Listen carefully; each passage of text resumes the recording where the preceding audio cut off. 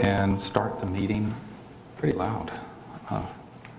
I have 16:02. I'd like to open the meeting for the Escambia County School District, Naval Air Station Pensacola, the Joint Military Council for Educational Excellence. This is our October 22nd meeting. It is our second public meeting and our third meeting overall, the first being a planning session that we had at NAS Pensacola. And second time here.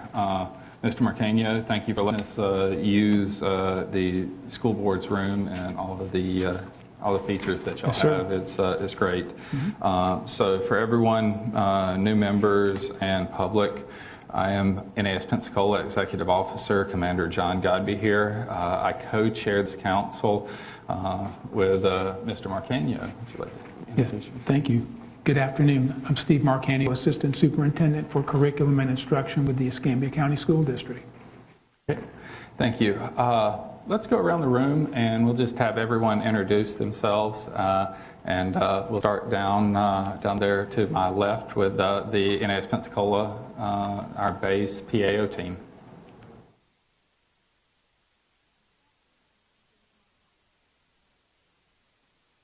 I'm James Morton, the Public Affairs Officer for NAS Pensacola. I'm Ginger Manley. I'm the Exceptional Family State Liaison for NAS.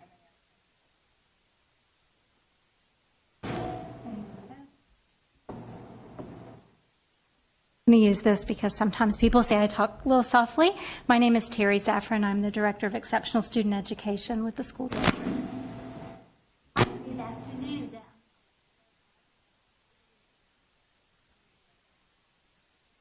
Good afternoon. I'm Max Chief Craig Beforehand. I'm Installation Command Master. Tim Smith, Incoming Superintendent with Escambia County School District. All Fitzgerald's school board. And I'm Joe Hammonds. I'm just visiting today as the school board's attorney to address the issues of Sunshine Law. Chris McFarland, I'm the coordinator of the School Choice Office for Escambia County. I'm Joel HOLLON, and I am the district's military liaison and grant specialist. Good afternoon. I'm Kim Stephenson. I'm the school district's public relations coordinator. Excuse me. And if you have questions, you may put them on our Facebook live feed on Escambia Schools Public Relations, and we'll get to them later in the agenda. And I'm Patty Thomas, Director of Elementary Education for the school district. Thank you. Thank you all. I appreciate everyone making time out of your busy schedules to be here today. So our meeting format, so we'll have kind of our roundtable discussion as a planning committee and for this first part. And then we'll move into the public session, which will have special presenters.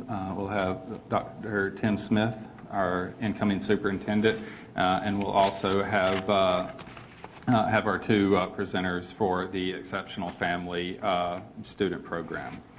So, as Ms. Stephenson said, you can submit questions via the Facebook form and the social media platforms, and we will get to those through our moderators in the second half of today's meeting. That should kick off at roughly 5 p.m. and 5 p.m. till 8 or till. Sorry, I'm trying to go between military and civilian time. So 5 to 6 p.m., 17 to 1800 for the military. So I have two different times on my. I got my military time here, and then my and then the regular time on the calendar. So we'll move into old business. Mr. McFarland secured the school board room hall center for the meeting. Thank you very much for that. And approval of the previous meeting minutes. Do I have a motion to approve the last meeting's minutes? Second. Thank you very much. Okay. Discussion of progress on open action items. Unfortunately, we're missing Ms. Nettles today, but I know that she's still working on the recruitment of the Trey Wing 6 and NETC ombudsmen and the representatives. So, we previously spoke about, who are our biggest,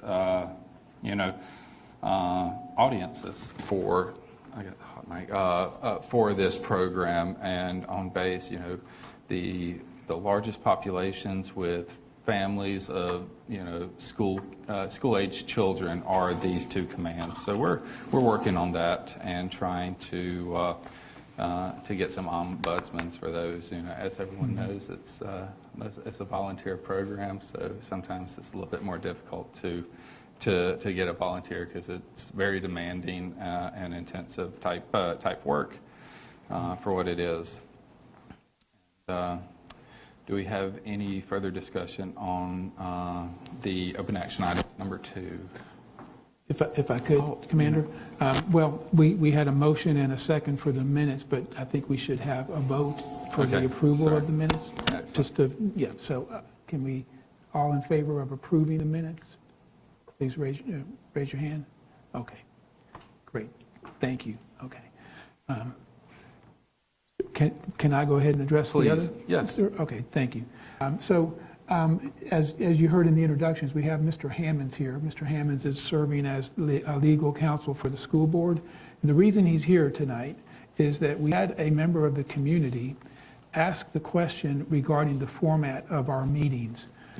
As you know, our first meeting a month or so ago, the format was that we would have this first hour of the meeting not broadcasting live.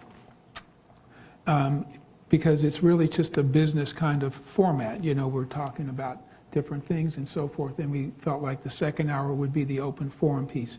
We had a member of the community question whether we were violating the Florida Sunshine Law in operating that way. And so we posed that question to Mr. Hammonds, and he's here. And so I have shared with you a hard copy of his opinion regarding the matter. And instead of just reading that to you, I'm going to ask Mr. Hammonds to kind of just explain to us what your opinion is regarding that question, sir. Okay, well, I was actually in the military here many years ago. The military doesn't deal much with obviously the Sunshine Law. You're free to conduct your operations as military do.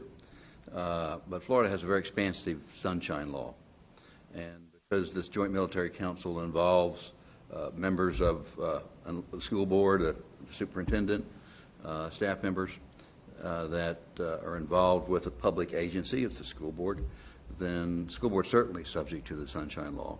And if it participates in committees, even with citizens or with military or with others, they're still going to be subject to the Sunshine Law if it meets the requirements. And the Sunshine Law applies to committees, ad hoc committees, advisory committees, if they do something or they function in a way that may be part of a decision-making process at a later time.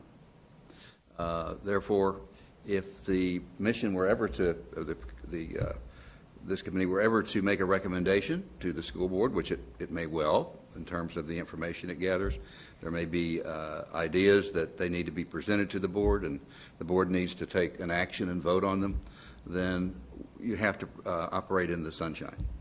And the Sunshine Law operates so there's not just the meeting where the vote's taken. It's every step of the way. And there's like an Attorney General opinion I just read, says the law is quite clear. An advisory board, even if its power is limited to making recommendations to a public agency, and even if it possesses no authority to bind the agency in any way, is still subject to the Sunshine Law. So my recommendation was that you conduct your proceedings in accordance with the Sunshine Law. It's not that hard. You have to give proper notice, public notice, allow public to attend, sit, but you still conduct your meetings as you choose to. They don't, just because the public's here doesn't mean they're going to tell you how to run your meeting, but it means that the public or the press or the media or just individual citizens should be present to listen, hear, understand, and the kind of committee that's not subject to the Sunshine Law would be something that is strictly fact-finding. There are committees put together, commissions put together, where their job is simply to go out there and gather facts and write them down. And making those available to the agency would not violate the Sunshine Law. But if you were, a memo I indicated, I thought it'd be best, even if it's unquestionable, that you go ahead and do that, because otherwise you're going to be hamstrung from ever making a recommendation. Even at this point in the early stage, and I understand that the council's in the early stages, you may not anticipate making any recommendations at this time or in the near future. You're in the information gathering stage. You're in the working together stage. But at some point, you may well reach that. And you wouldn't want to be precluded and basically hamstrung from fulfilling your mission. And therefore, it's my recommendation that you comply with the Sunshine Law for each meeting, even the first hour. All right. Thank you, Mr. Hammonds. Want to see if anybody has any questions regarding the information that was shared? So, Mr. Marcanio, is there any limitations, like I've heard at our board meetings where the board meeting members can't speak to each other outside of the meeting? Do we have any limitations in discussing business on these agendas outside of the meeting? And that is a very good question. In fact, another board member posed that in a conversation I was having with another board member, brought up the question of then whether or not these committee members should be trained in the Sunshine Law.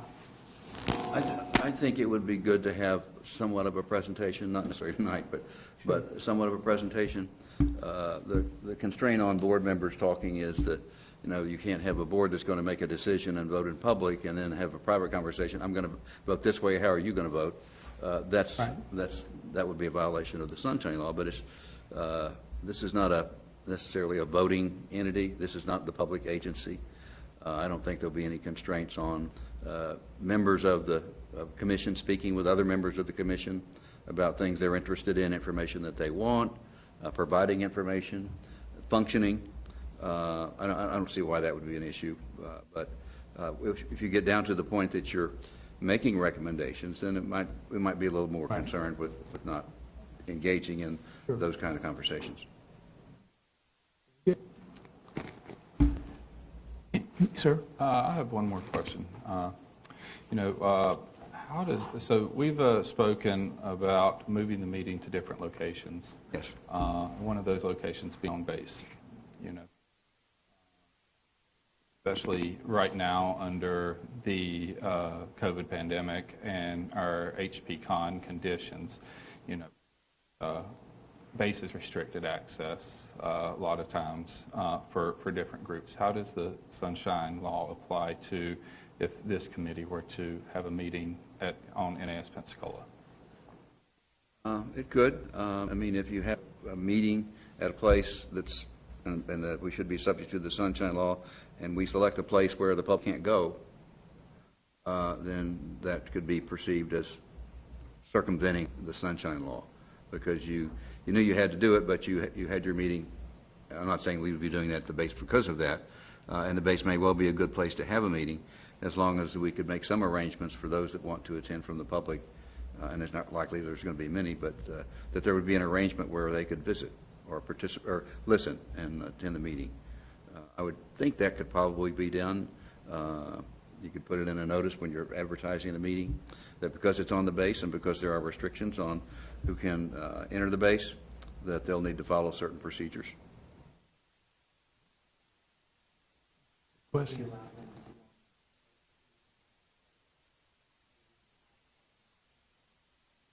I think if you're meeting in person, the option should be join in person, but I think having a virtual option is a pretty good idea, especially for something that may be on the base, and it may be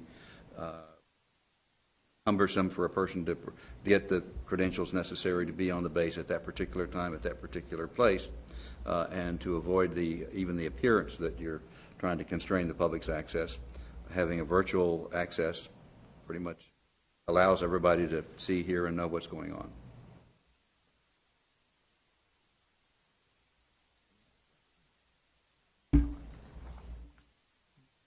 So there are no other questions, then I will let Mr. Hammonds go ahead and depart, because I don't. All right, nice to see you all. Yes, so thank you, Mr. Hammonds. Appreciate being here.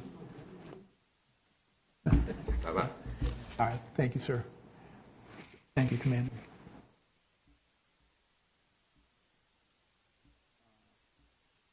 Ready, we can move on to the next agenda item, highlighting the current initiatives, programs, and resources. Anyone from the council have any information to present for the grants? That would be me. Got exciting news. I did want to share the infographic here that is at your disposal. It just kind of highlights our decade-long partnership with the Department of Defense Education Activity, known as DODEA.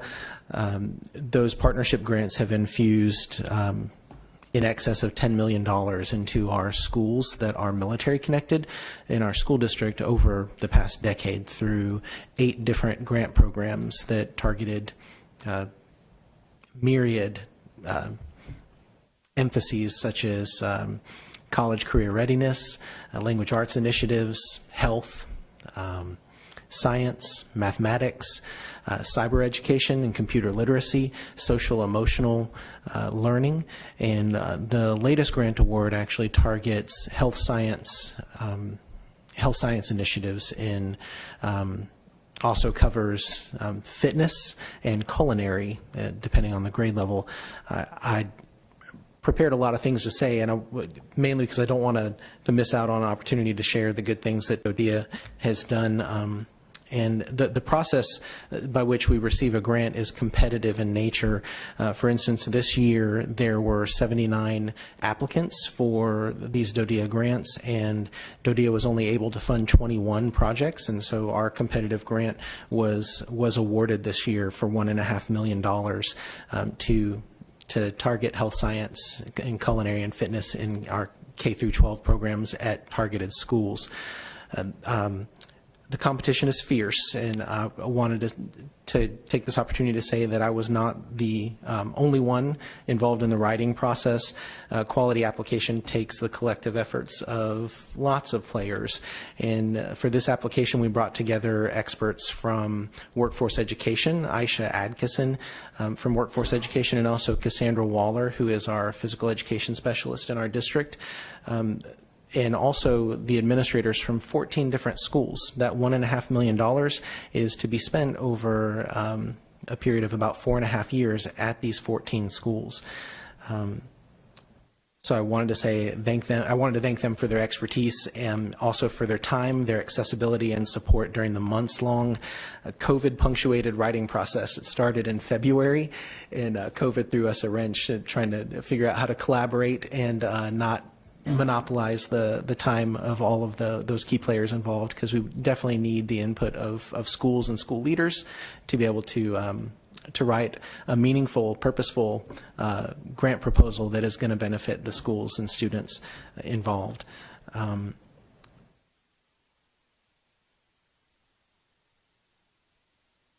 The process is to look at the agency's request for proposals. DODEA made an announcement, said we've got some money and here's the requirements. And so we had to examine what the grant's requirements were, how they score applications, and we also reviewed our district strategic plan to make sure that whatever we were targeting in the grant was going to help our district move forward in its efforts to improve based on efforts that are outlined in the strategic plan.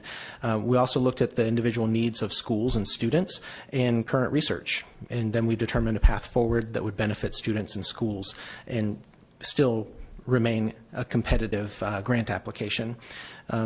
In Florida, as you may know, we're big on tourism. The health science industry that fuels healthcare, coupled with the culinary industry that fuels, restaurants, dining, etc. Those are those fields.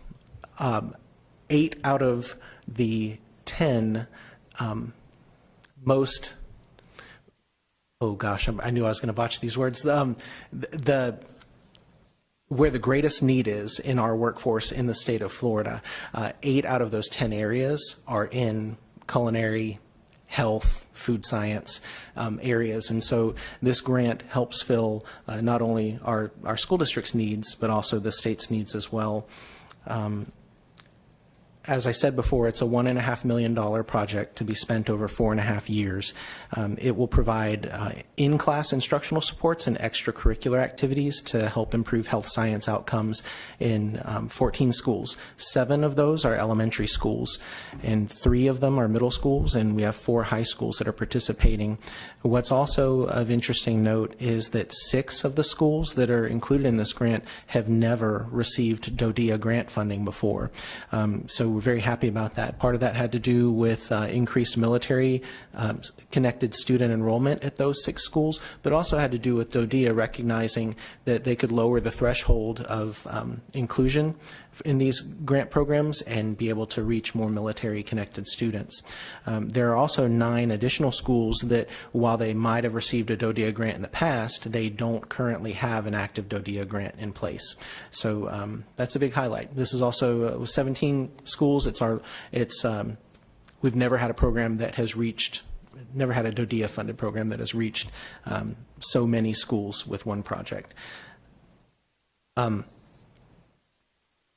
That's it in a nutshell. That this program will give elementary school students the opportunity to adopt healthy physical activity and healthy physical habits, understand the fundamentals of nutrition, how to eat healthier, etc. It'll give them opportunities to track their progress towards earning what used to be called the Presidential Academic Fitness Award, the Presidential Fitness Award. And students at the elementary level will also be able to participate in culinary clubs and fitness clubs during their extracurricular time. And middle and high school students, they will enjoy increased curriculum supports and extracurricular supports to give them a better grasp, to immerse them in culinary and health science curriculum. And we'll also give them opportunities to compete with their peers locally and statewide at different competitions that are geared towards health science and culinary education. Do you have any questions or comments? The requirements are for a school to be included. Thank you. I left that out. Mr. McFarland asked, do we know the requirements for a school to be included?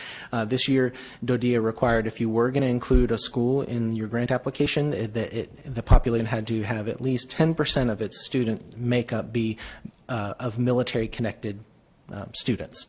So the school with the most military connectedness in our district is Helen Caro. Roughly about 45-47% of the student population at Helen Caro Elementary is military connected, and all the way down to 10%. We had some schools that missed it by a little bit. But like I said, with 6 new schools having never received ODEA grants, they were excited to be able to be included.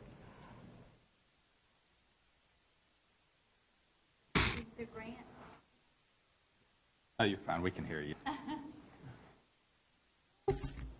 The schools that received their grant are listed on this document, and I'm excited to see that. The 6 schools that are brand new that have never received any funding. So this is a great opportunity. Thank you.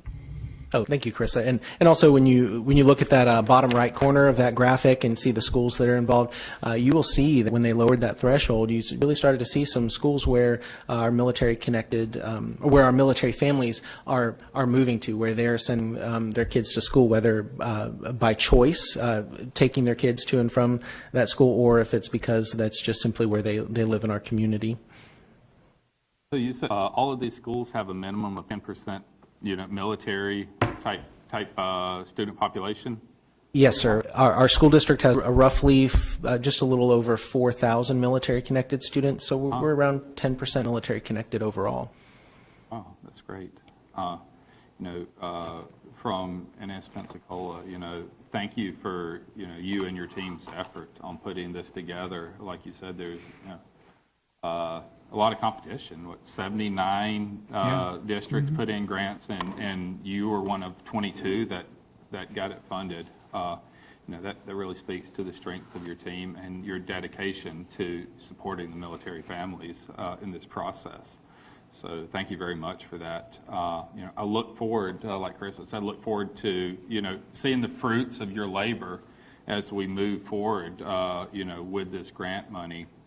And I think it would be, great to see, discussing potential topics as we move forward with this joint council, if you'd be willing to provide, kind of updates on the programs that are happening within the various schools, and how the money is being used and implemented.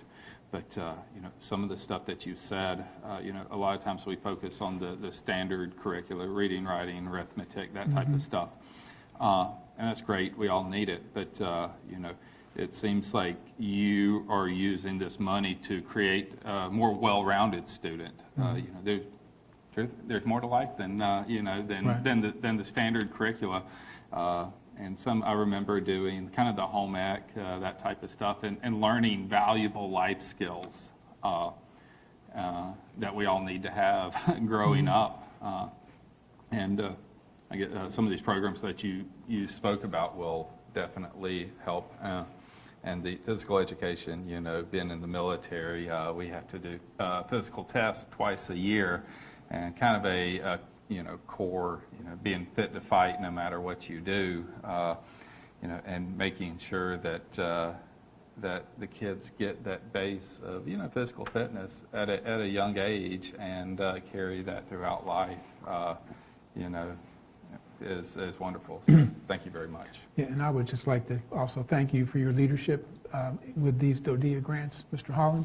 And I'd like to make sure that you all, when you look at this graphic, you can see the time frame for each of these grants. And so the newest one, just received here this year, goes to 2025. But simultaneously, we are still running the Taking Flight one that doesn't finish till 2024.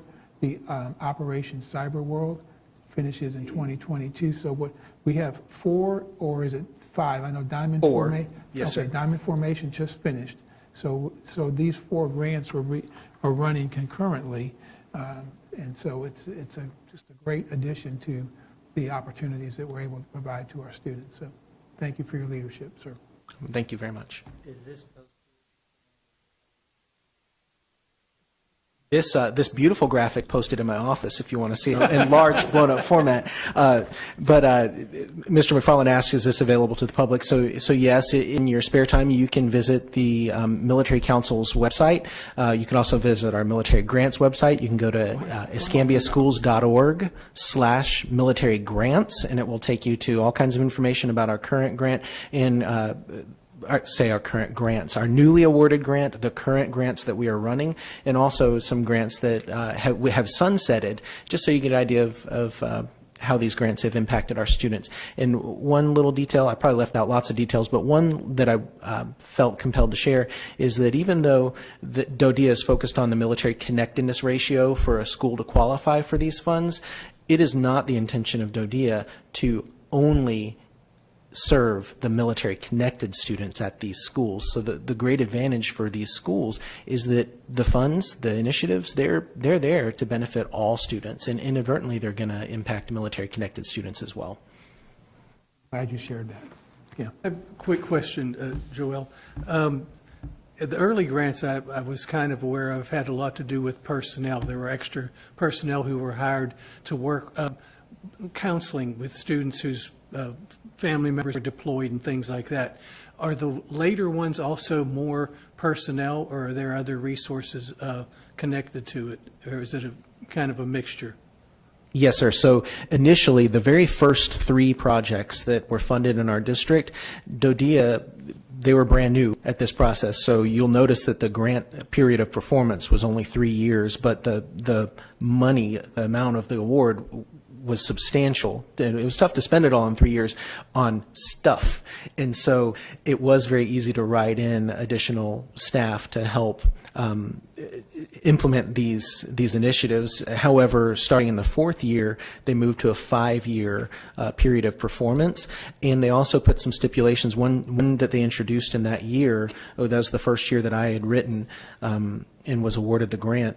That stipulation was that you had to write in a position where at least half of that person's time spent would be spent managing a grant, 0.5 FTE position solely devoted to grant management. And they also put a cap on the percentage of the award that could be spent on personnel costs.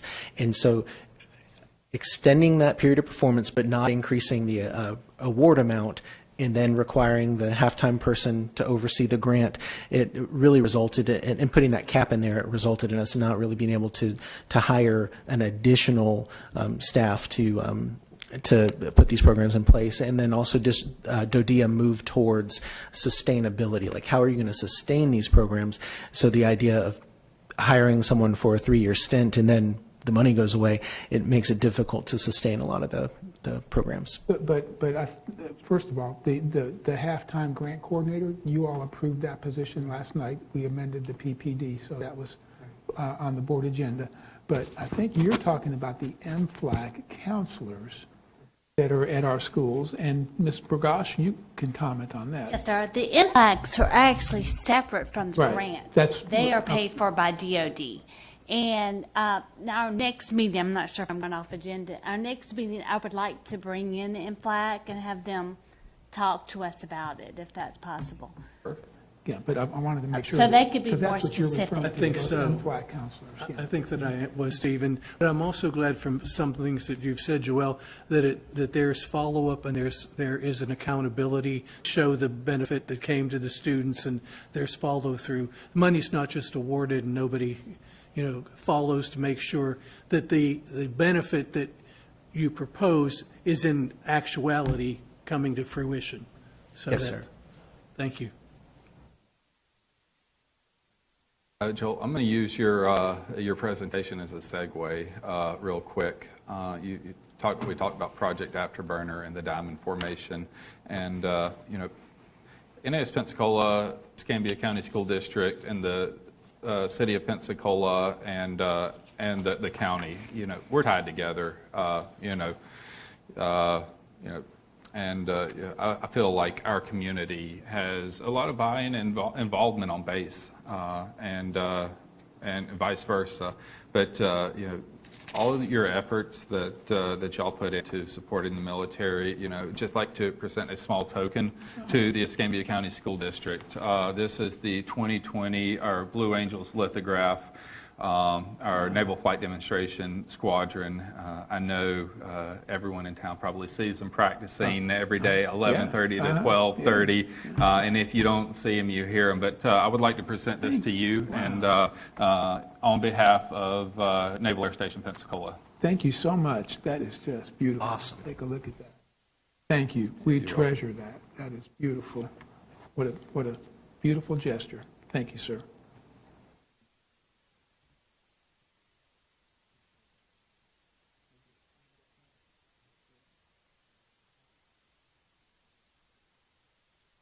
Beautiful, thank you. So, if I may, in terms of just current initiatives and so forth, there's a couple of handouts that have been provided to you that we just would like to highlight very quickly. So, the first one is this virtual school art exhibit, and this information is on our website also. But as you know, the fair is in town. It actually started at, I think, at 4 o'clock today. One of the traditions of the fair has always been that our students do, in their artwork that they do in their classrooms, that there's an art exhibit of students' artwork for both Escambia and Santa Rosa County.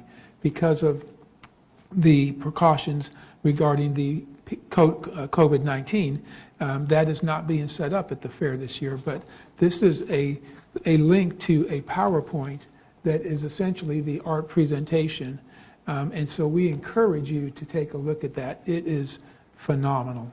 And it's a number of slides that highlight the students' artwork at each of our elementary, middle, and high schools. And you will be blown away by the quality of the artwork that's done here in Escambia County. And what I am told is, well, I'll just say this. All of the artwork done by our students is artwork that has been done this year with our students, some of which are remote learners, that are remote students. And so just a real testament to the teachers that work with our students. I encourage you to look at it. You will not be sorry. And again, that link is on our district website, or you can scan that also. And so wanted to make sure you were aware of that. The artwork displayed is with both Santa Rosa and Escambia County students. So we're real proud of that. I've seen one of these in person, and I'm blown away with the talent Yes. that some of the students have, at all ages. I have zero art talent. Just none whatsoever. Yeah. But some of the artwork that's done, is fantastic. It is. You go to an art gallery, and the quality of work being produced by the students rivals anything that Yes, you'll sir. see. It's in all mediums. Absolutely. It's a wide variety of Yeah. tools and techniques that they're using, and Yeah, thank you. Very good. it's fantastic. So, Yes, sir. another one of those programs to develop a well-rounded child. Art Absolutely. is key. And I've heard recently in the military they're doing using art therapy as a PTSD type intervention program, and they're seeing great results. And we don't know what kids are going through, That's right. in their normal day-to-day lives or what's happening, but allowing them to express themselves through art is a great tool. Absolutely. Fantastic. And it should be noted that the school board, at least the last 12 years, and I think it goes back even further than that, has never cut funding for our art program or really any of our electives, special areas, PE, music, and so forth. I mean, the school board, even in the most difficult of budget times, it was never even discussed because it was never considered. So just a real commitment to, again, like you said, the well-rounded students that get that education. Pretty cool stuff, yeah. The other handout that you have, and then the last one, I'm going to kick it over to Mr. McFarland. But the other handout you have is that Escambia High School is going to do, again, their memorial ceremony to honor veterans and the military. So this is for our council members. If you are able to attend that it is Wednesday, November 18th at 9:30, then we would ask that you RSVP the principal there. So, and some of you may have already gotten an invitation from him, but we wanted to make sure that this council knew of that event, and it is a very, very moving tribute to the military, but also to former Escambia High School graduates that have given their lives, and the family members are there and given tribute to that sacrifice. So, I encourage you, if you've never been, I encourage you to try to come to that. Great. Thank you very much. Okay, great. And then the last handout is about our choice application. Now, Mr. McFarland, I know you're going to talk about the Choice Expo in the second hour. I don't know if you want to wait to comment or if you want to comment about that now. Just the application for school choice. Right. So that is actually an ad that is in the Parent Magazine every year. They produce a 2-page ad for us to promote our expo, which we're not having an in-person expo, but we're doing a Facebook Live, very similar to this event, which is on the agenda later. But for secondary schools, which is all of our middle and high schools, open enrollment does start next Monday, which is October 26th, and runs all the way till December 4th. And that is an online process. And we can talk more about that later. And that will all be covered in the Facebook Live event. Every student in our district, grade 5 through 9, has received a postcard in the mail about that.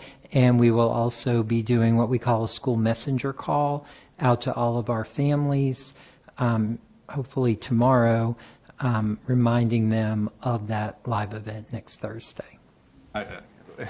in flight school, we call that a foot stomper or something that when you're going through ground school and there's a topic that's going to be on the test, sometimes the instructor will kind of give that table slapper the foot stomp to wake everyone up. So they make sure to pay attention to either, that topic, but this date, I think I'll call that a foot stomper for this meeting. Very good. Thank you, sir. Okay, are we ready to move on to the next topic? Okay, discussing potential key topics for, future meetings.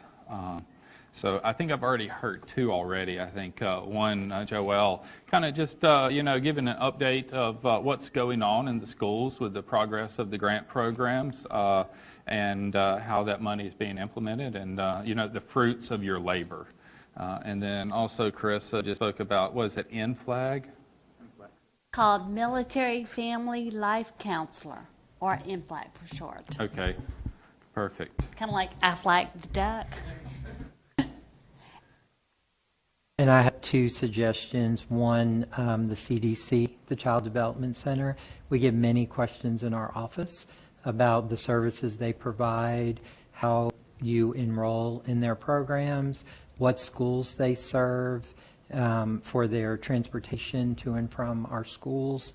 So it would be nice if Carissa or maybe some of the staff members could just kind of give an overview of the CDC, how it operates, and what they offer to your families. Fantastic. So as part of when I was in my check-in process, I was able to get tours of our CDC and CYP facilities. I was blown away by the quality of those facilities. So we have facilities both on NAS Pensacola and Corey Station, and fantastic programs. They really are. I saw different learning areas, classrooms, if you will, set up for different types of learning. I saw, they had STEM type groups. Yes. They had art activities. I saw one had a woodworking Yes. type. Over at Corey? Yeah. They taught woodworking. Excellent The youth center at Pensacola has a full-size basketball court for all kind of sports activities. Just fantastic. So I think that's a great Yes, topic. we provide, CYP provides care for 6 months of age to 12 years old. And for school-age children, they also provide transportation to and from. We have specific schools. We also have a teen program at Corey that provides activities, fun activities for local teenagers. We'll add on our CYP program. Also one of our big buildings, so our capacity children. But another problem we have is we're still fighting the COVID stuff as well. So we're not at a full capacity.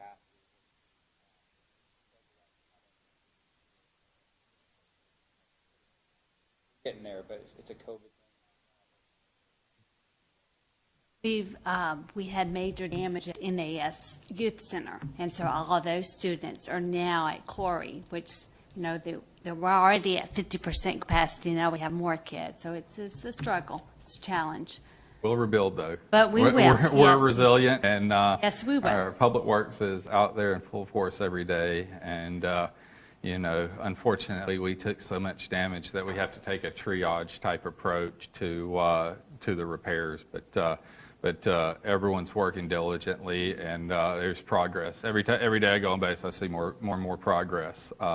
But it's going to be a long road, but we'll get back. We'll rebuild, and we'll continue the mission.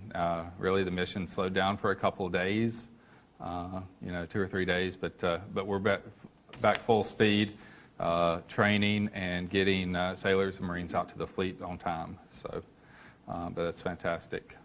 My second suggestion would be the 3 secondary schools that serve the base, which is Bailey Middle, Pensacola High, and Escambia High, all have strong career programs and very similar to what we do at our school board workshops. if we could invite those schools in to talk about the programs that they offer at their schools that we would love for those military students to be involved in. We have a flight academy at Escambia High School. We have an IB program at Pensacola High. We have a multimedia program, and now a flight program at Bailey Middle School. And I know those schools would love the opportunity to talk about their programs so that more of the military students would get involved in them. And I have one more suggestion. I was on the DoD State Liaison conference call today. They were highlighting the Purple Star program. That is a state initiative program that highlights our schools that we currently have all of these in place, but we need to be recognized. You know, a place to welcome the kids, welcome new students, a format where they have an actual person on the school that is like a military liaison or someone. It could be someone else who is familiar with that program. And then also staff trainings, which is already provided. So, you know, we just want to make sure to highlight this program and get recognized as a school and as a district because it's a state initiative program. I like to just kind of review it.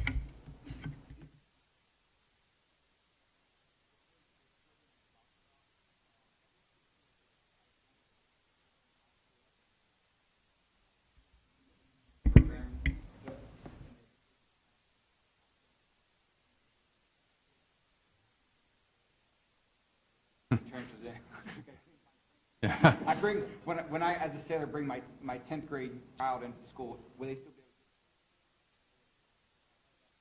able to? No, we allow all the way up through 11th grade. You can join the program.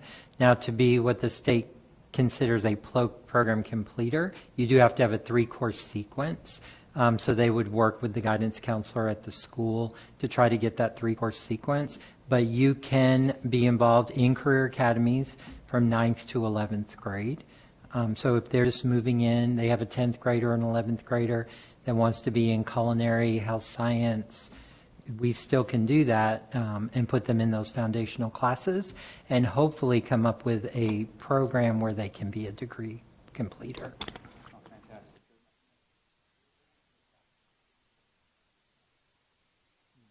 The only exception to that would be West Florida High School. They are currently only accepting 9th grade students, but for PHS Escambia or any of our other high schools, you can do school choice at any grade level, and then just depending on what that transcript looks like and what the requirements are for you to graduate, they can get you into those career education programs.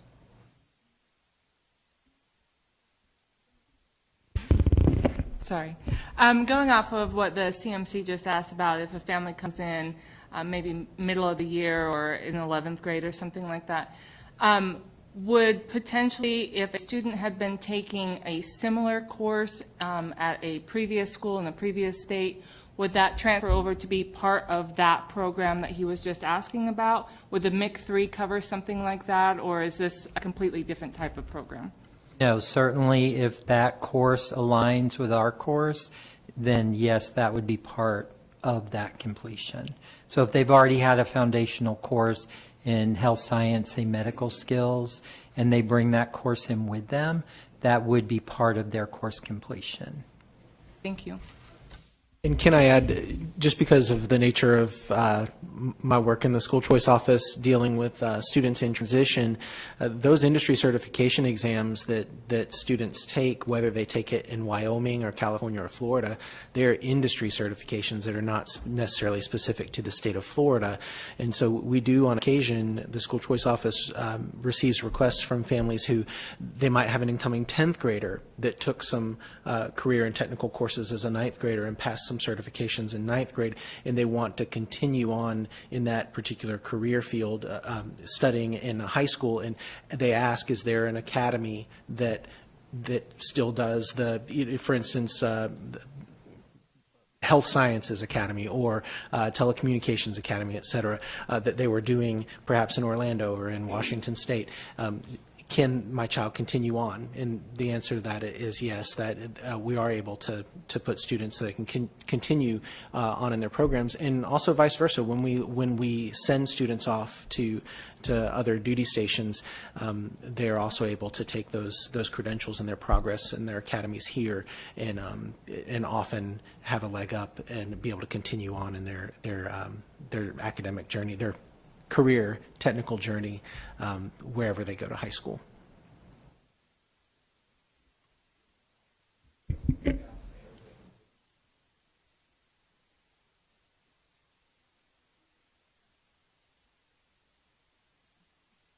I do attend some of the indocs and give them that information, but not. If they contact me, I give them a welcome letter. It has some of that similar information on there, but there's not a specific process as far as.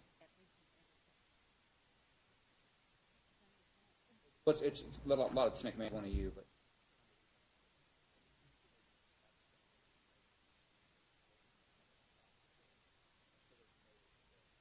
Okay. The good, I don't say the good parents. The prepared parents already know this coming in at time. Right. What can we do? Or the new parents Okay. who haven't hit that stage before and they're not aware of it, same kind of thing. So it's a really great piece of information from to have in the welcoming packet, command-wise as well, to contact the school liaison officer or the EFMP to be able to share that information, or even to allow us to put the flyers in those packets.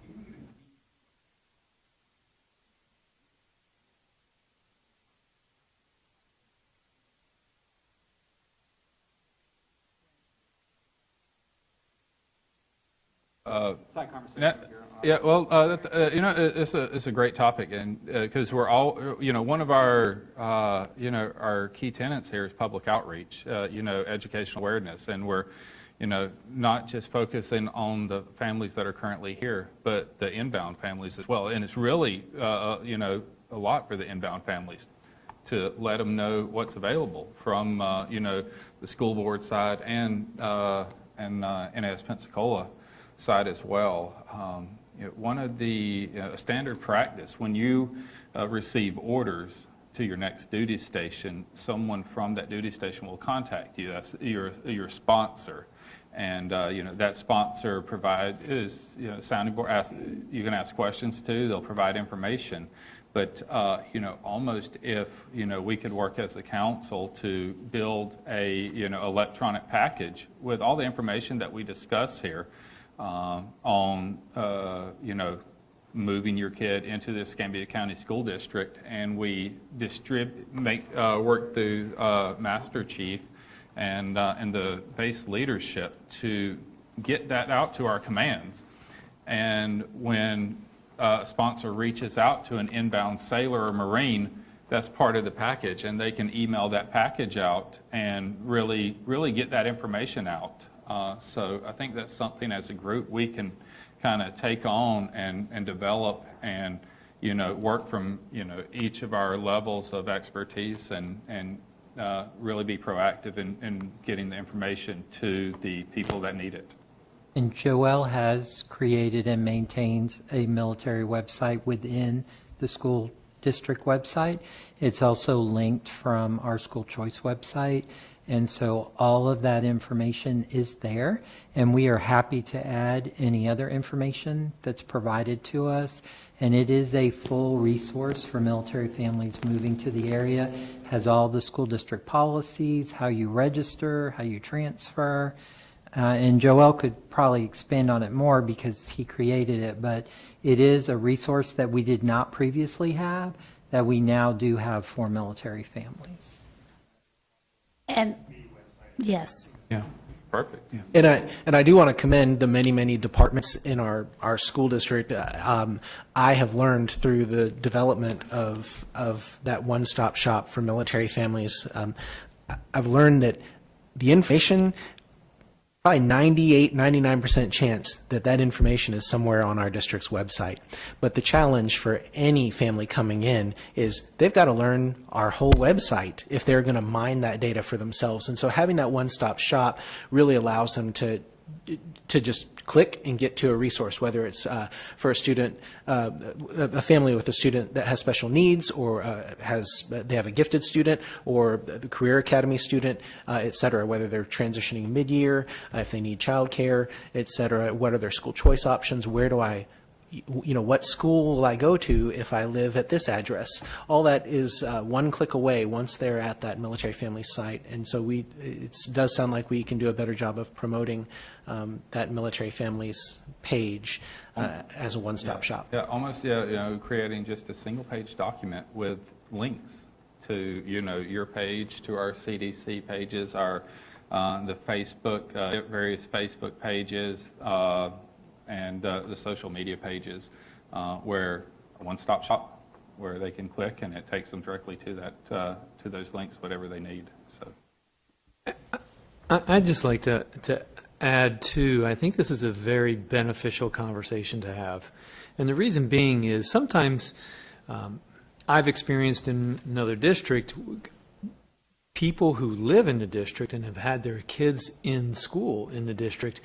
Moving to a high school, it's a bigger organization, and there are so many choices, even with curriculum guides. It can almost be, it can be overwhelming. And especially when you start looking at career academies, you look at electives, you look at various programs, and sometimes there are so many pathways and combinations that can take place. For example, if you have an IB student who wants to participate in an elective, but also wants music, you just start to see the complexity and the potential pathways. So I think it's a great conversation to continue to have, because there's always a bit of a challenge with information overload as well, and really being able to provide support for people coming into the system. And I was sitting here thinking, what about the family that has a student in elementary school, one in middle school, and one in high school?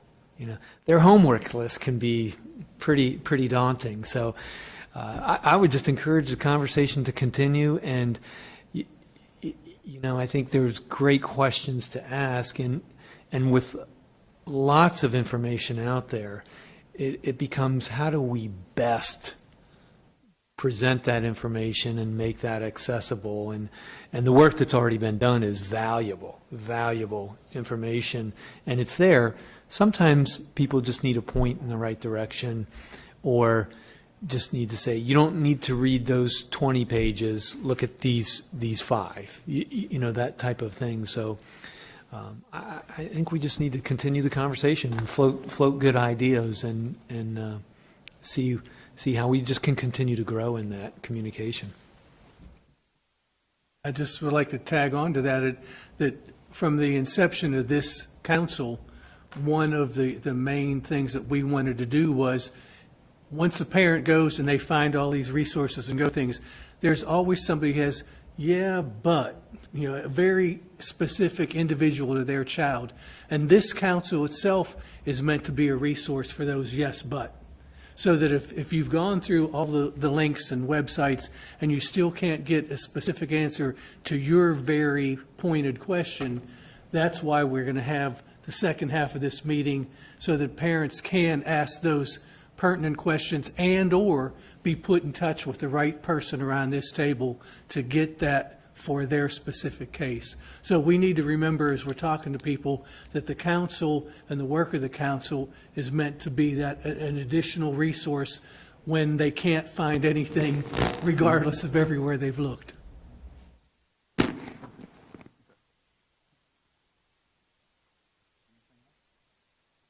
No, sir. Wrap this portion up, Mr. Marquardt? I think so. I think we have Okay. some great topics for future council meetings, so we'll just coordinate which ones get on which agenda and so forth. We'll do that in preparation for next agenda. Okay. So like to wrap up this section. Why don't we take a 10-minute break, and then we will roll into our next section with our presenters and any questions that might come through during the time. Okay.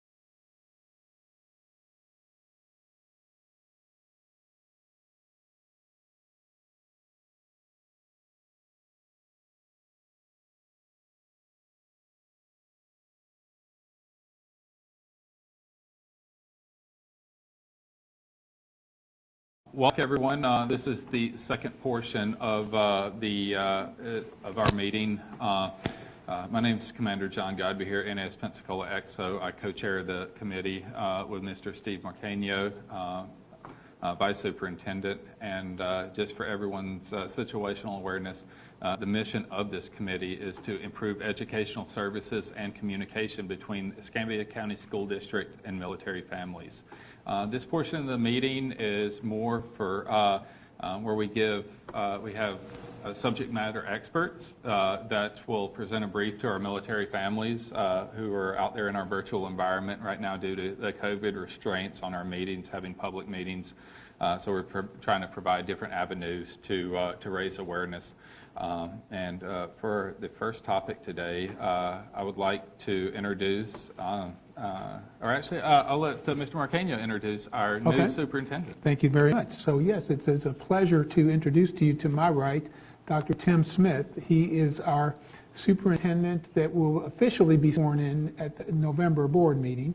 But he has been here working with us and getting to know the district, and so we're calling him the superintendent because that is what he is, and it's been great to get to know him. So, Dr. Smith, would you like to speak to the audience? Thank you, Mr. Marcanio. I appreciate that, and just want to share with everyone how excited I am to be here in this fantastic district, and really I think this is an outstanding initiative with this particular body, and building communication and building partnership is absolutely vital to a successful community and a successful school district. And one of the hopes and dreams that I have is to build upon the great unity that exists in the Escambia County School District and have that reach far and wide throughout our community, and where the Escambia citizens are feeling very informed and a part of the district, and that reaches absolutely onto the NAS Pensacola base. And so this communication and the vision to have this organization come together is outstanding, and already we've had great dialogue and great ideas. And I find in my experience that when people who care about kids, people who care about a community, they're dedicated to that cause and come together and collaborate and share ideas, that great things will typically emerge and we become stronger and better. And that is an exciting notion, and it's one that's being embraced here, and it's one that we will continue to build upon throughout the district to have strong unity, because we've got great work to do. We've got great goals, exciting goals, where we reach more and more kids, where we push that bar of excellence to even higher and higher levels. And so to do that, we have to be united. We have to be joined together. And so thank you, Commander, for your leadership, and Mr. Marcanio, thank you for your leadership and bringing this joint effort together, because I think it's exciting, and I think great things are in the future for us all. So thank you. Very much. So moving into topics, a big topic, and the reason why we don't have a public audience is due to the current COVID crisis. But so on base, we have a variety of HPCon levels, and I'm pleased to announce that we have been able, as of last Friday at 1800, we were able to downgrade our HPCon level from Charlie to Bravo. So it's a big win, and the reason that we were able to is not just for on the military base, but also the surrounding communities. Big Navy takes a lot of data and metrics into account when they're evaluating on which HPCon level a base will be in. So we look at current numbers on base and the surrounding area. For NAS Pensacola, we take into account 3 counties, Escambia County, Santa Rosa County, and Baldwin County, Alabama, because that's where the majority of our population resides. So, what does that mean that now that we have downgraded from Charlie to Bravo? So I would say the biggest difference is that our military, specifically Navy, is now able to kind of patronize outside businesses and groups like that. We're now allowed to go out and sit down in restaurants. We can go to gyms out in town, salons, barber shops, and other services like that. We're able to go to sporting events if able to go to the movie theaters and such as that out in town. On base, we've been able to relax some of the restrictions. We are able to gather in larger groups. We're also able to bring back high-risk personnel that have been on, COVID leave. We're able to bring those back on base and integrate them back into the workforce. But with that said, we're going to go about the transition very slowly and judiciously. We're not going to, open up everything just like it was before the COVID crisis. It doesn't take much, and we're back where we started. So I would hate for all of the efforts of our military population and our civilian population to kind of go by the wayside. So we have to remain vigilant.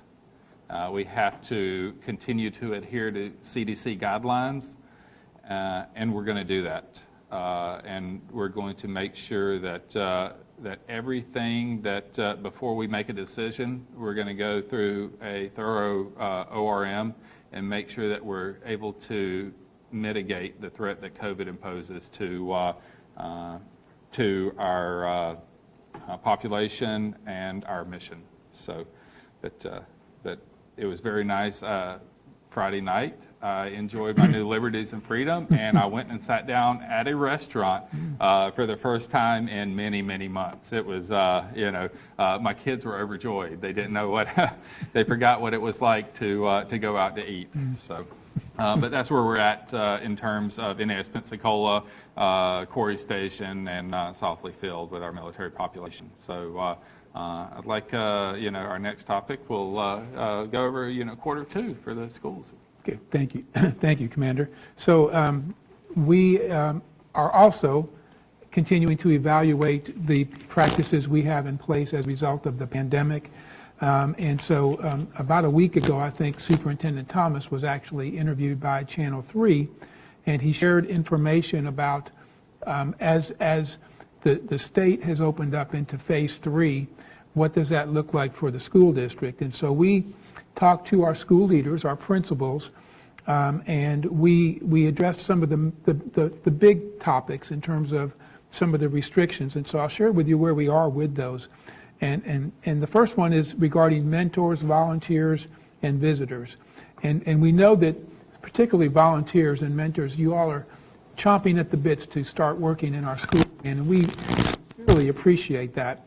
And I think we're going to talk in one of the questions about volunteers particularly, but for now, we are continuing to not allow mentors and visitors and volunteers on our campus. We're going to revisit that decision sometime mid-November, and we will take a look at all the data, see where we are as a community in terms of the pandemic, and we will consider everything in hopes of opening that up for second semester. I think that's what everybody is hoping for. So in terms of vendors, however, vendors and military recruiters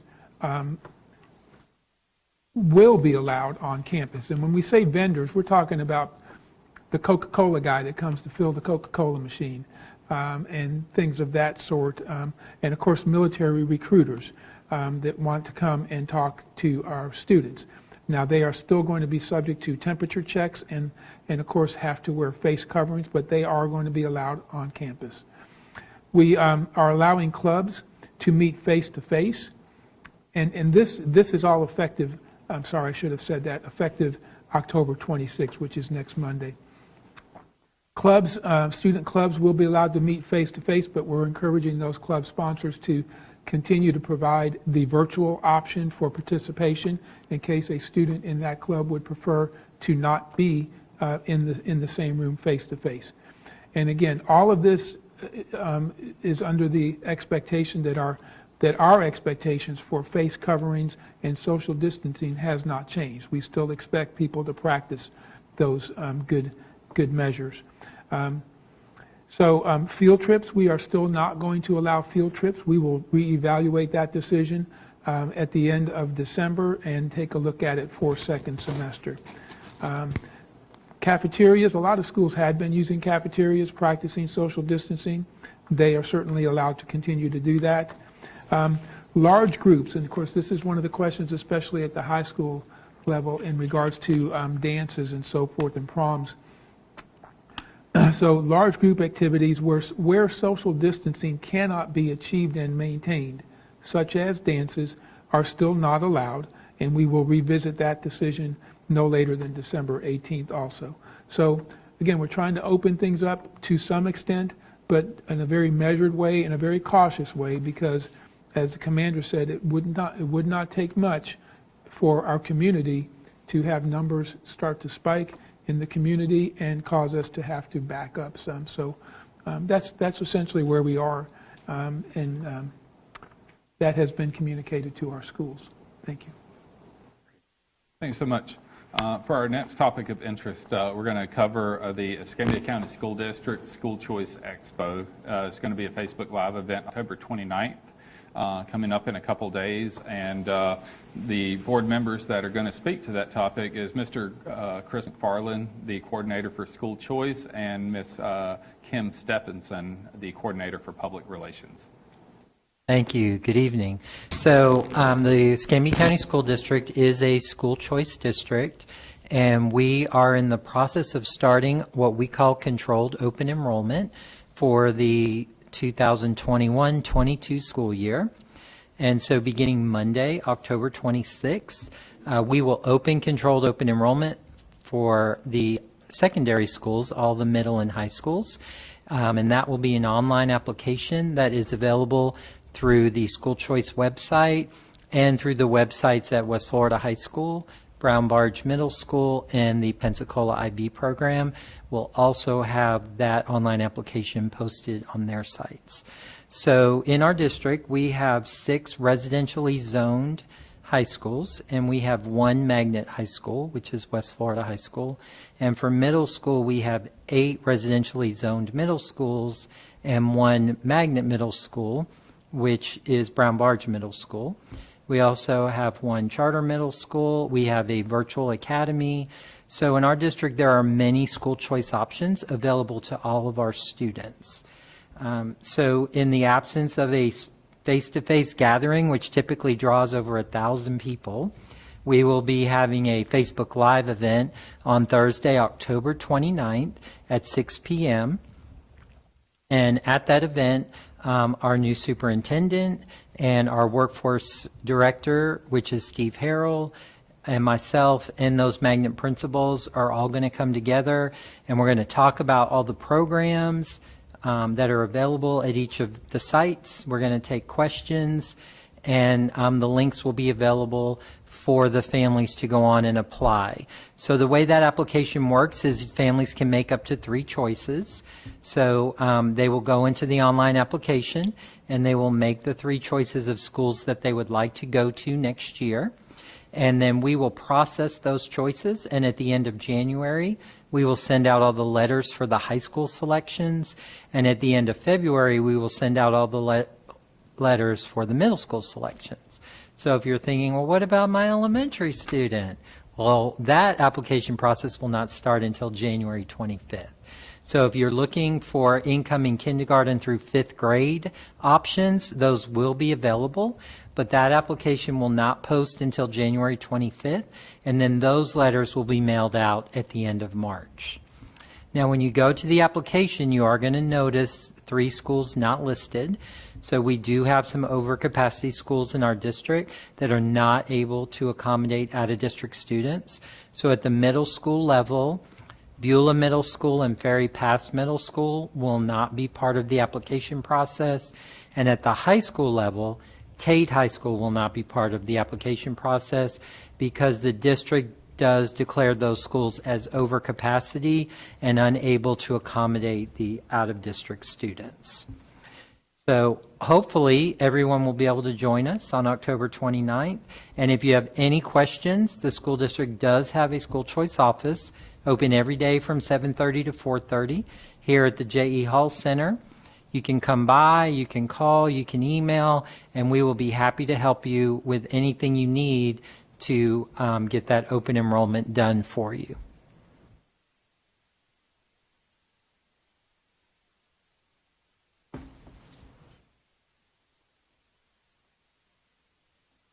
The second to turn. There we go. It comes on. Chris, question for you. You mentioned that the application, you can indicate 3 choices or 3 schools. Do parents also get to say which academy at those schools they are preferring? And if they have one school but a couple academies in mind, can they do that? Right. So the way the application will be set up is by academy. So if you want to go to Escambia High School to be in Flight Academy, or if you want to go to Escambia High School to be in culinary, those are listed. The only exception would be for West Florida. West Florida High School, we do not pull the lottery by academy. So that would just be your first choice would be West Florida, but then it is going to ask you to rate your academies that you would like to be in West Florida, and you can rate up to 3 academies that you would like to be in at West Florida. But for the other schools, and Joel can correct me if I'm wrong because he knows more about the programming, you would pick 3 different academies.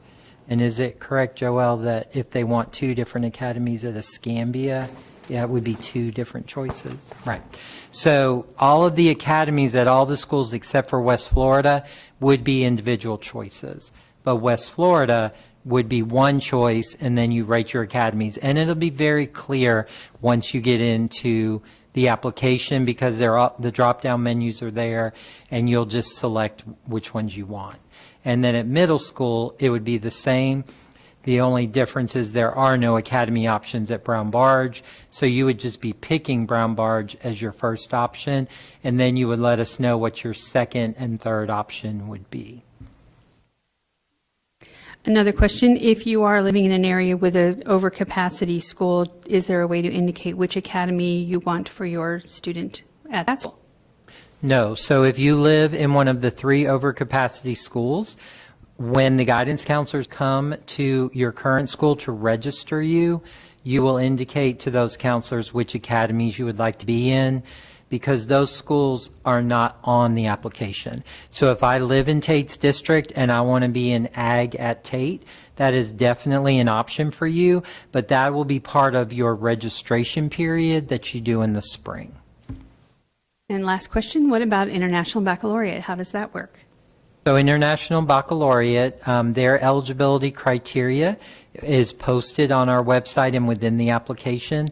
All students who meet their eligibility criteria will ask 4 of their teachers to submit a teacher recommendation. We will be forwarding the application and the teacher recommendations to the IB program, and they will evaluate their applications and choose their students. And then any student who is not chosen for IB would get either their second or their third choice. Thank you very much. Speaking of enrollment, Kenya, so, at the beginning of the school year, parents had to decide, y'all gave them 3 options on how their child was going to attend school.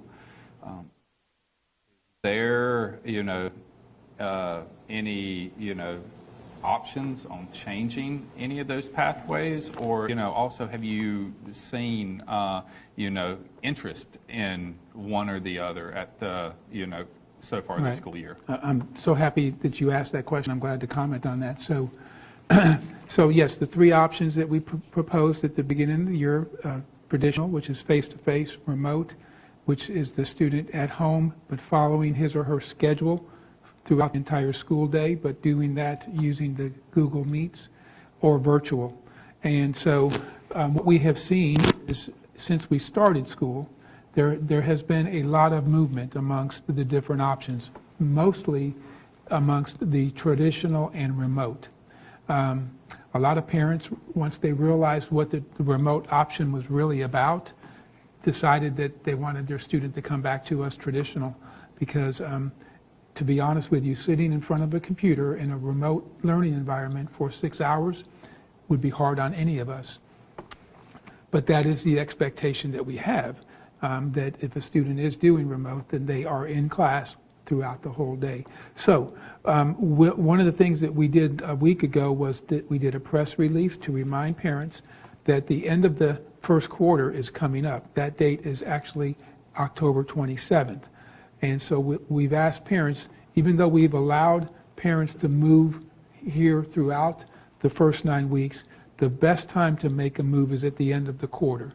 And so principals did a call out to their parents last week to remind them that if they are thinking about moving from remote or virtual, then they were asked to contact the school and get that change taken in order.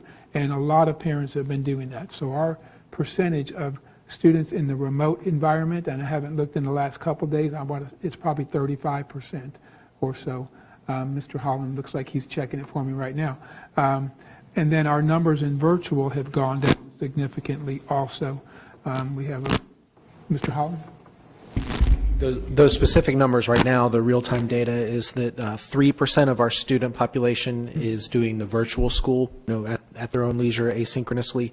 33.9% of our students are doing the remote learning model, where they're live taking classes, but they're doing it from the comfort of their own home. And then roughly 63% of our students are in the traditional learning model. That's a pretty big change from where we started at, Yeah. at the beginning really of the is. school year. It really is. And we appreciate parents recognizing if their student is not being successful in the remote or virtual, and a lot of students were not successful. And we made sure, particularly at the elementary level, when in the middle of the quarter with progress reports, we made sure that every remote parent saw that progress report. If that meant mailing it, because normally we encourage them to use the portal, but we wanted them to make sure to see the lack of progress that their student might be making, and that got their attention. So we're glad to have them come back, because we do believe traditional is the best environment. There's great teaching going on in the remote environment, but it is just harder. Yep. It is harder. So I agree with you. Yeah. Yep. So, but I appreciate you asking for that update. Yep. And so, of course, once the second 9 weeks starts, we really feel like students should remain in the option that they are in, again, because that's the best time for making a move. That doesn't mean we will not consider a move, because we understand that there are extenuating circumstances that come up with parents that will necessitate that, and that's a conversation with the parent and the principal. Let's highlight that date for the audience one more time, October 27th. Yes, October 27th, which that's, excuse me, that's the foot stomp. Yeah, that's there the you foot go. stomp Yeah. date right there, Yeah. October 27th. I think that's next Tuesday, if I'm not mistaken. So that is the end of the quarter, and so the second 9 weeks starts the next day. And so we would obviously like to have students in their learning model. Can we get that out on our social media also to highlight that to our parents? Great. Great. Thank you. Tell you the truth, I found out I'm a traditional learner. I'm a brick and mortar. One thing I thought when I graduated college that I was done with school. I was done. But one thing I learned being in the military is that education never ends. So as I transition between jobs, I've had a lot of courses that I'm required to take. all kind of different topics and, continuing education type stuff. And unfortunately, due to all the HPCon levels and travel restrictions and DOD, I've not been able to travel to those courses, and I've had to do them either Microsoft Teams or Zoom. Yeah. I am not a good learner in the remote environment. Yeah. I really need to be in a classroom with a teacher, professor teaching me. My mind's wandering, and there's too many distractions. Yes. I'm like a lot of those parents that, oh yeah, I can do it, but then when it comes down to it, I need to be in the classroom with a teacher. Yes, sir. Get rid of all the distractions. Yes, sir. Thank you. Commander, I probably should have also mentioned that I do get a lot of questions about our enrollment deadlines, and those deadlines are for currently enrolled students. So families who are transitioning to the area, they still have school choice options. It's just that application is not open any longer, so they have to go through the school choice office. So families that are not yet here or not enrolled in the Escambia County School District, they still have options after that open enrollment deadline. They just need to deal directly with our office. Perfect. Thank you so much. So our next topic is from a question that we had at our last meeting, and it's covering exceptional student services provided for us. And we did not have subject matter experts at that meeting. So what we did and what we're going to hopefully continue moving forward is if we do get a question and we don't have the requisite knowledge on the board here, at the next meeting, we'll try to bring in a subject matter expert to cover that. So we actually have two presenters for this topic, one on the Navy side and one on the school district side. So ladies, I will hand off the next topic for exceptional student services and what each of you provide, and I'll let you have the floor.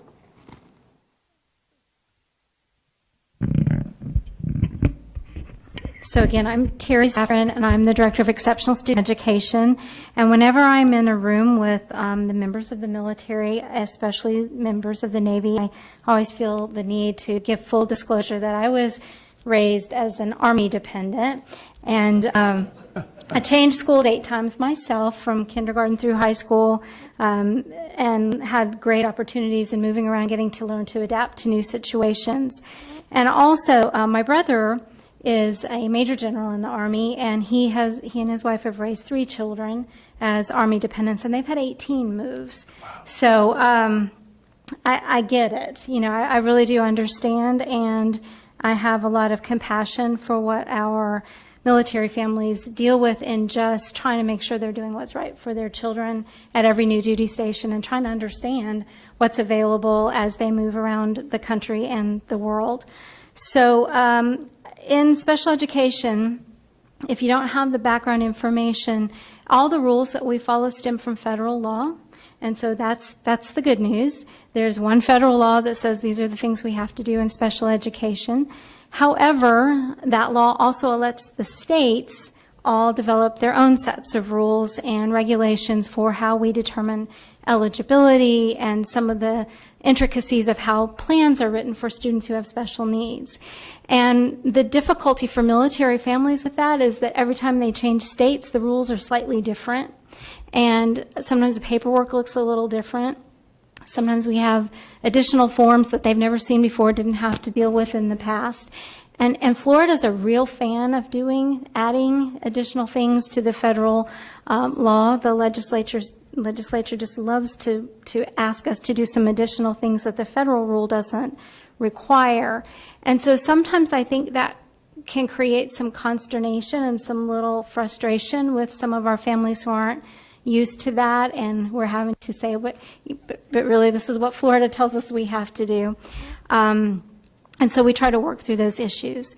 So just in brief, in the state of Florida, we have 13 disability categories that the state recognizes for disabilities. Each state has a different number, and some of those programs are called slightly different things. And so that can also cause us when we're trying to match services and what a student was receiving and how they were identified. Sometimes that makes it just a little bit more challenging. And so I think, you know, we have to do a lot of talking and explaining to our military families when they have those kinds of concerns as they come into our district.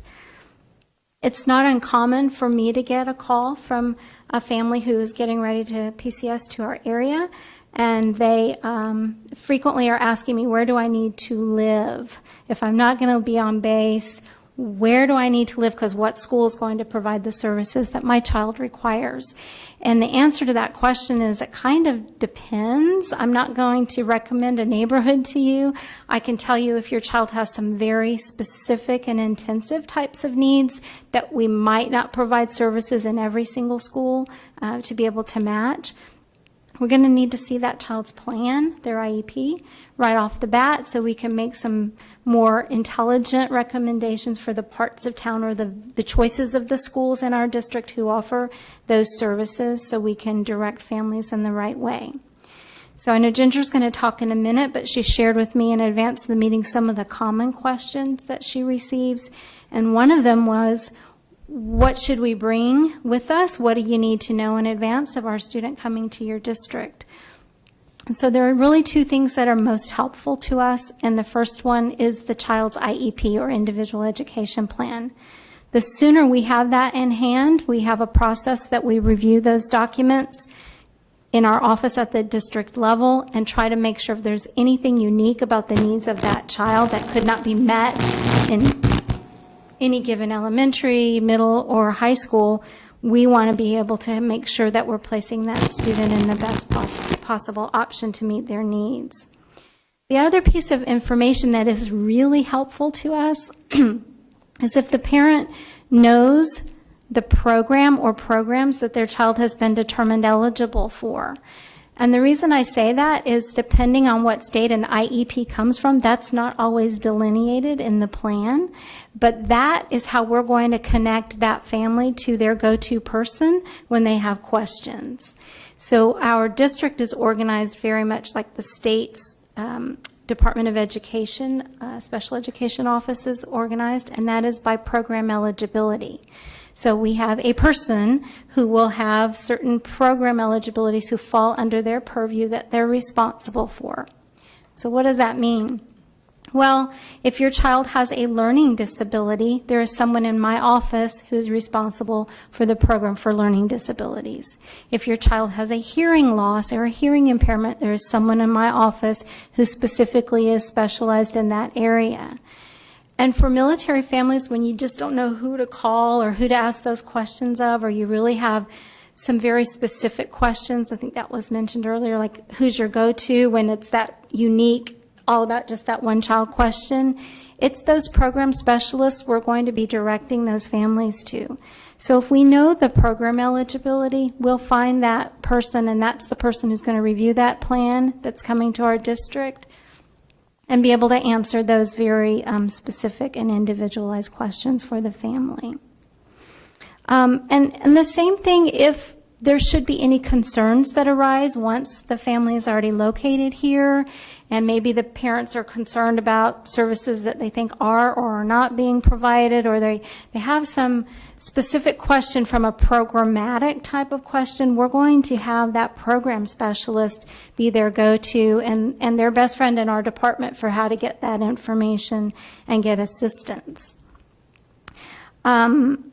I'm going to shamelessly recruit now. Usually it's your all's job to be the recruiters, but we need teachers and we need special educators all throughout this country, but specifically in our district we have vacancies. And if you have any military spouses who are qualified to do that, please send them our way. We are very anxious to be able to fill some vacated positions right now. You all understand with COVID and everything else that's going on, it's caused people to reevaluate circumstances, and so we have some vacancies we're trying to fill. And I think that we'll go ahead and let Ginger talk about her part, and then maybe questions. Kim, is that the way we're going to do this after that?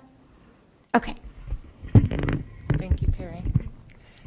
I am Ginger Manley. I am the Exceptional Family Member Program Case Liaison, or EFMP, Case Liaison for NAS Pensacola. And in a nutshell, what the EFMP is for is it's for our military families who have special medical needs or special educational needs. And so specifically for what we're talking about here, let's talk about our children. So our children potentially that have 504s or more specifically IEPs coming into the district. And I told Terry earlier, my boys actually started their special education journey here in Escambia County. So it holds a special place for me here because this is where we did everything. And my oldest, who's 14 now, he actually started school here, and then we've PCS'd multiple times since then, but we started here. So I appreciate being here and being part of this and being able to assist families now in the position that I'm in. So Terry talked about kind of the process on our families that are coming in with special education needs, so IEPs. And she talked about some of the challenges, and some of the major challenges that I see, that I've seen as a parent and as a professional, and questions I get from family members is the terminology is very different from state to state as well. And I know I ran into that. I started here, we moved to San Diego. That was a whole nother language I needed to learn. Families that are coming from Texas, Texas has its own special language when it comes to special education. We moved back to Jacksonville, so that was different, and then back here again. So that's a challenge for our families. They run into that all the time, and I know that I did myself. I was asking for specific things, and I was using the terminology that I knew from California, and it wasn't the same here. So parents are running into that, and we want to let parents know that, one, the EFMP case liaison, no matter what base you're at, that's part of what we do. We can help, we can assist with that. We are here to work with the community, with the other programs that are available to military, so like the school liaison officer, to really put all those pieces together and help parents and families and children transition the easiest way possible. So Terry, you talked about some of the questions that I asked you earlier, and while you were speaking, I was thinking about one other one that we get quite often is, how soon in advance can parents contact the county when they know that they're going to be transferring? How soon can they let you know that they're going to be PCSing? Because we have a couple different situations with military families. We have military families that know well in advance that we're going to be PCSing. We can plan it, we can lay everything out, we know what we're doing, we have time. And then we have other families that basically they come home from work one day and guess what, honey, we're transferring next week. And so that's a whole different situation. And we can't always plan to end the school year, end the semester, and start over at the beginning of a new semester. So what do you recommend, or what's the best way for families to contact if they know that they're coming here to this county? Again, how far in advance? Because we know sometimes well in advance, and we know tomorrow or next week we're leaving. So can you talk a little bit about that for me? Anytime. We have had families contact us almost a year ahead of being here, or 6 months ahead of being here, or 3 months ahead of being here. The sooner that we have that information, the better we're able to guide to which school we're going to recommend placement for this student. And I'm talking about really our kids with the more intensive needs are the kids that we need to know about probably as sooner rather than later. If families know that their child has something very, very specific and kind of unique on an IEP, especially if it involves personnel, that every once in a while we'll have a child who comes in with extreme medical needs, who might need some additional nursing support in a school, or a student who is coming in with an assistant who provides help with that child and that child for that child only. When we're talking about needing to put personnel in place in order to be better prepared to provide and meet the needs of students, the earlier we know that, the better, and we can operate off of a plan and orders and making sure that we know that that child is coming our way. Does that help? Yes. Okay.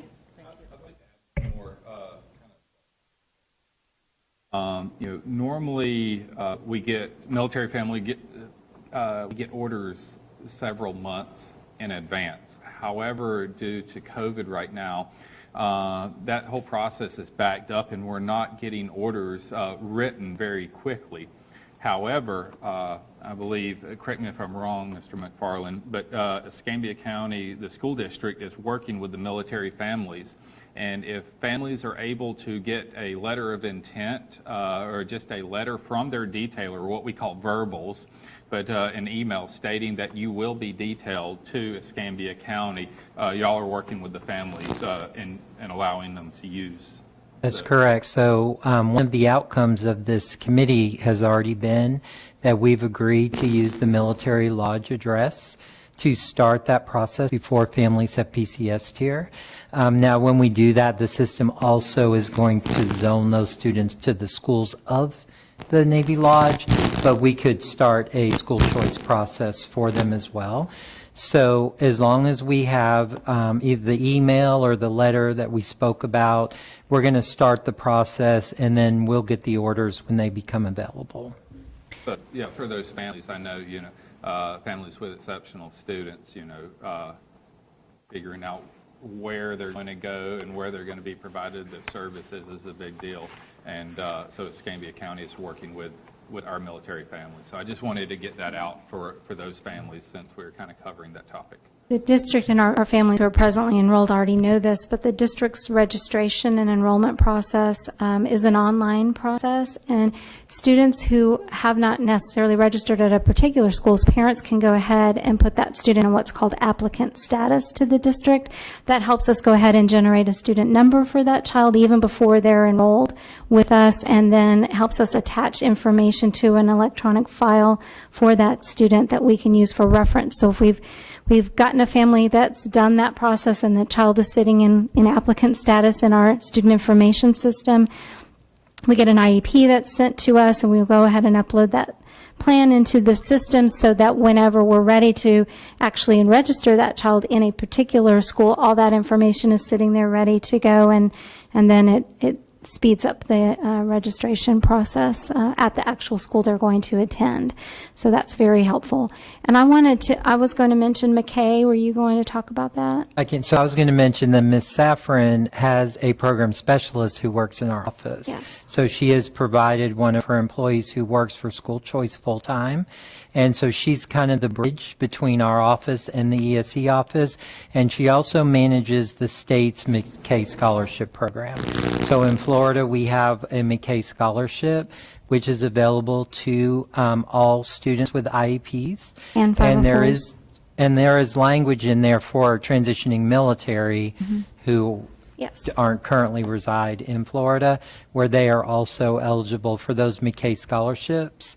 And so Shanita McCassler, who is a program specialist through the ESE department, works full-time in school choice and helps those families through that process. The McKay is a voucher. It allows public school options, even though we would probably be doing that anyway, but specifically for students in 504 plans or students who have IEPs. And then it also provides some private school options for parents who feel like that's a better choice for their child. Terry, another question about the McKay. You had mentioned McKay. Are there other scholarships that parents can use? Go ahead. Yes, so that's the only IEP Specific eligible to disability. scholarship. Mhm. However, the state does have a family empowerment scholarship as well. That is a need-based scholarship based on the family's income, and families can apply for that directly on the Florida Department of Education website. So those are really the only two types of open scholarships. The state also has a HOPE scholarship, but that's for currently enrolled students that have issues with school violence and bullying. And so that really wouldn't be available to a student coming into the district. Master Chief? Just to be clear, there are certain schools that meet certain needs, but it doesn't really matter where the family lives at. If they're in Bellevue, they could be sent to, I don't know the schools, I'm sorry, but Warrenton, whatever. That's a true statement, correct? Yeah, let me talk about that just a little bit. At the elementary level, that's more of our model where we have For example, we have some classrooms that meet the needs of students with autism, for example, because at very early ages they have some really unique needs that we felt like we needed to address very specific to that population. So what we've done is we've created classroom units across 7 elementary schools presently that we've geographically tried to spread out as much as we can, that if that's the level of need a particular student needs who comes into us, we're going to look at the school that's closest to where the family is going to be residing, and then the school district would provide busing if that's what the family chose to avail themselves of to that particular site. So we do that for autism. We do that for children with really significant behavioral needs related to emotional behavioral disabilities, and for children who are functioning at an intellectual level that is requiring them to have a modified curriculum at school, and that child cannot be served adequately in their traditional elementary school. A lot of children still can be, but if they need a special class for that, then we have certain schools spread out geographically across the district that we may be busing children to. Most of our middle schools and high schools have similar offerings at each school, so we're not doing a lot of that kind of thing, a lot of assignment to different school for a particular program.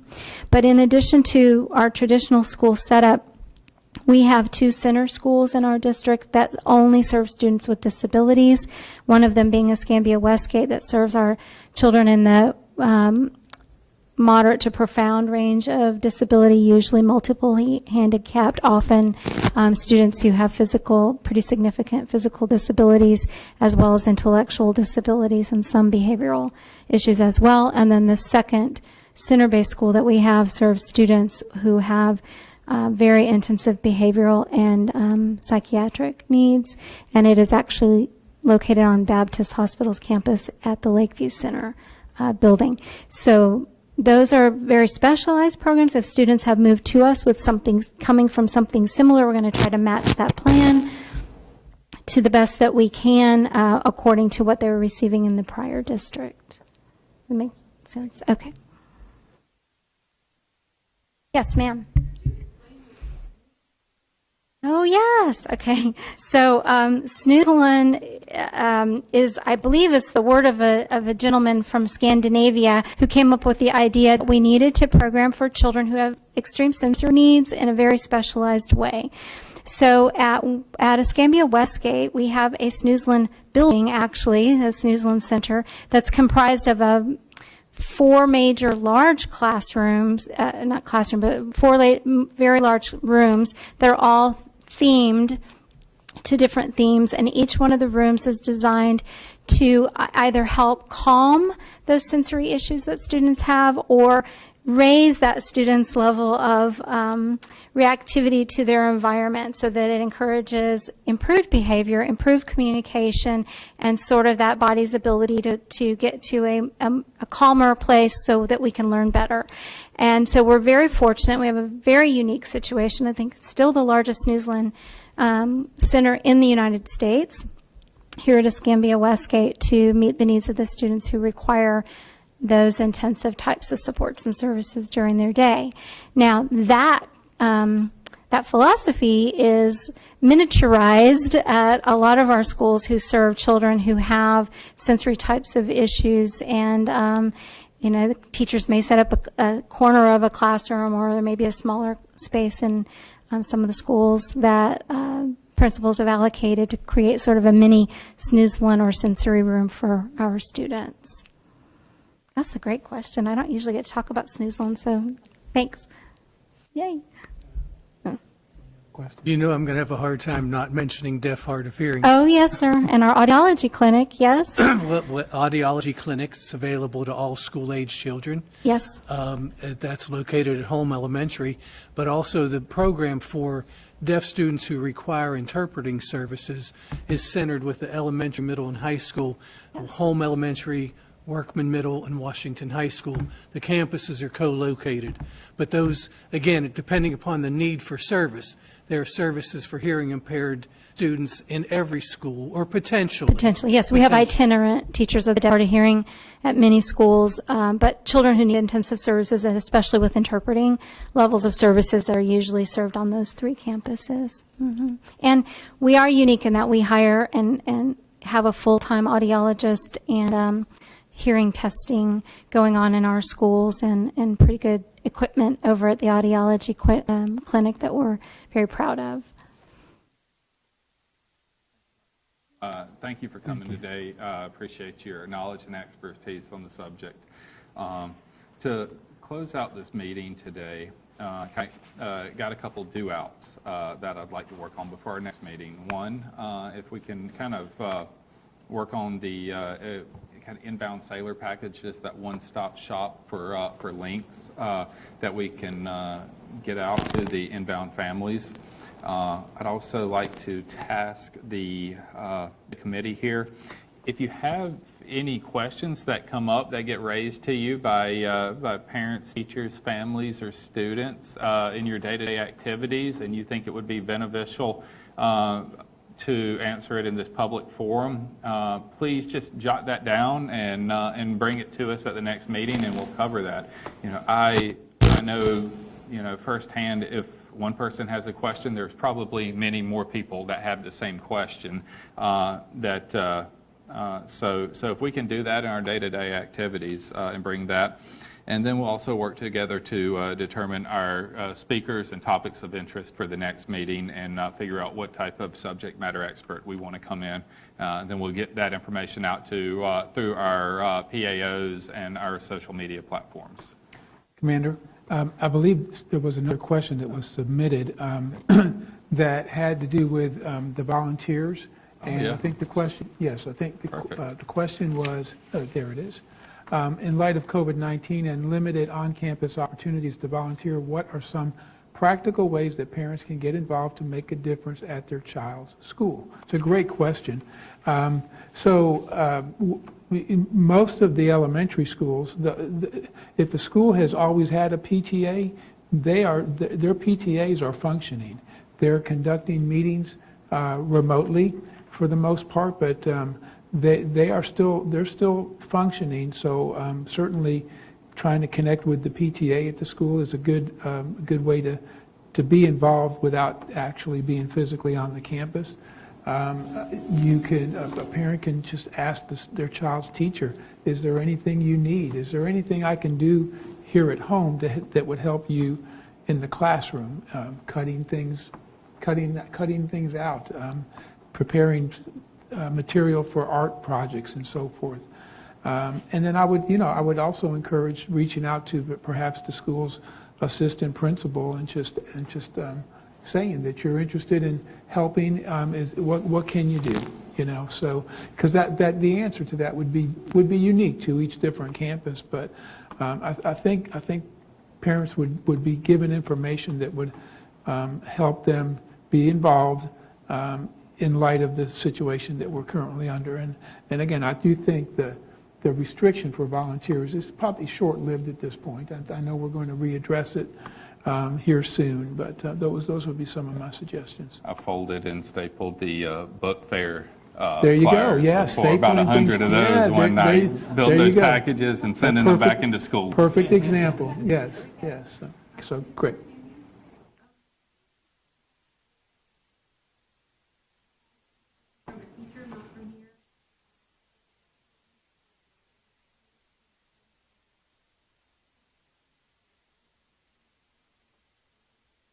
Right. Sure. Sure. Right. And so in terms of, I think a lot of that is in regards to next Friday being the day before Halloween, perhaps. And so what we're saying is that if food items are going to be brought in, that we would want them to be prepackaged, Little Debbie snacks, things like that are prepackaged, as opposed to something that is baked, like cupcakes and things like that. And the same thing for drinks. We would want it to be a prepackaged juice box or something to that effect, so that there's a high level of assurance that human hands weren't involved in the making of it, at least any time soon. So that would be our recommendation there. And again, communicate with the teacher, the school, to see what their needs are. But and we have communicated that, Dr. Thomas. Is that correct? Yes. Thank you. Anything else for the group? Okay, no? I was just going to mention, if they have any additional questions, they can reach out to the school choice office. Our phone number is 850-469-5580, or they can come here to the JE Hall Center. We're open every day from 7:30 to 4:30.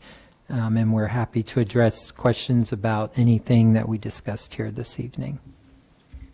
Perfect. Let me see. And for everyone out there in the audience, we are currently meeting here at the JE Hall Center, the school board room, and the address here to the JE Hall Center is 30 East Texar Drive in Pensacola. I kind of covered what we'll work on as a committee to prepare for our next meeting. Our next meeting is currently scheduled for January 28th. Meeting details will be updated on social media, and we'll plan on conducting the next one on Facebook Live. And we'll continue doing that until we're able to safely allow public audiences to come to the meetings. But we just need to be cautious and careful about that. You're free to ask questions. You can send questions in to pensacolapao@gmail.com. And we request that if you have a question, go ahead and send it in. My PO will get it to us, and we will make sure to answer it at the next meeting. And also, if you have any specific topics or subject matter experts you would like for the committee to bring in to cover a topic, please let someone on the council know, and we'll work toward that. I'll go ahead and wrap it up. I'd like to thank the council for your time and the care that you put into providing for not just the military families, but every family in Escambia County, to provide quality schools and quality learning. And I'd like to thank our new superintendent, Dr. Smith, for attending. Thank you so much for that. And with that, I will send it off to you to wrap it up. Well, I wanted to make sure I thanked our technical support Yes, crew always. that is here this afternoon or this evening.